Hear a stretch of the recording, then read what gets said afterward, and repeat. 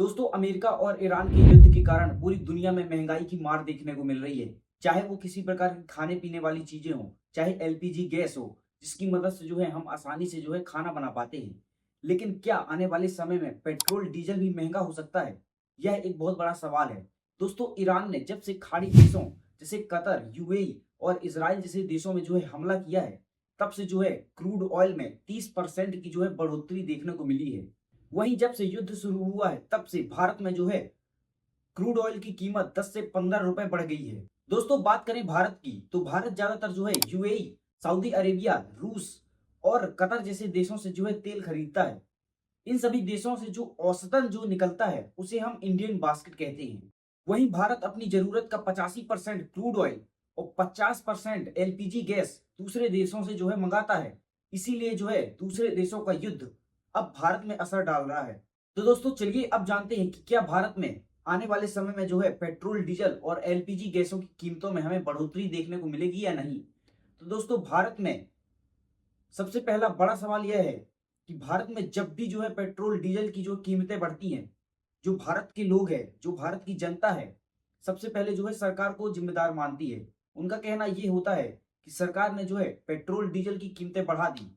लेकिन ये सच नहीं होता, क्योंकि मतलब इसके पीछे कुछ और वजह होती है। अब दोस्तों, मान लेते हैं कि भारत दूसरे देशों से जो है बढ़ी हुई कीमतों वाला क्रूड ऑयल खरीदता है, और जो हमारे भारतीय देश की जो मतलब क्रूड ऑयल की कंपनियां हैं, मतलब जो सरकारी कंपनियां हैं, जो मतलब उनसे पेट्रोल निकालती है, डीजल निकालती है और एलपीजी गैस निकालती है।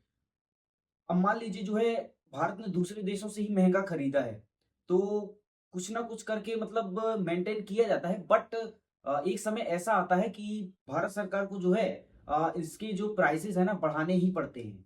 इसीलिए दोस्तों, आने वाले समय में हमें पेट्रोल और डीजल की कीमतों में 10 से 15 रुपए की हमें मतलब बढ़ोतरी देखने को मिल सकती है। जी हाँ दोस्तों, ये बहुत ही बड़ा मतलब सवाल था।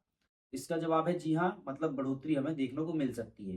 तो दोस्तों, अब चलिए जानते हैं कि क्या पेट्रोल डीजल के अलावा खाने-पीने वाली चीज़ों में भी हमें महँगाई देखने को मिलेगी? ये भी बहुत बड़ा सवाल है।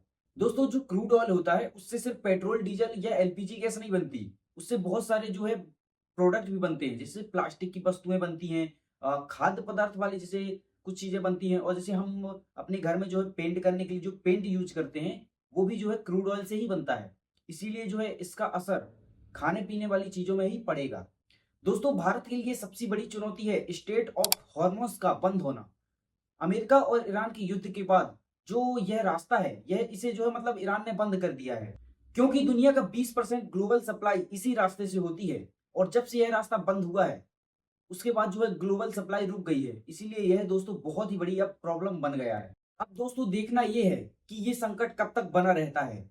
और दोस्तों, हमें आप कमेंट बॉक्स में अपनी राय दें कि क्या अगर पेट्रोल डीजल की कीमतें बढ़ती हैं, तो इसका असली जिम्मेदार कौन होगा? और अगर आपको ये जानकारी अच्छी लगी हो, तो प्लीज़ एक वीडियो को लाइक ज़रूर कर दीजिएगा। और अगर आप हमारे चैनल पे नए हो, तो प्लीज़ एक सब्सक्राइब कर दीजिएगा। और ये वीडियो अगर आप इंस्टाग्राम पे देख रहे हो या फेसबुक पेज पर देख रहे हो, तो प्लीज़ एक फॉलो कर लीजिएगा। Thank you for watching. Thank you for watching दोस्तों।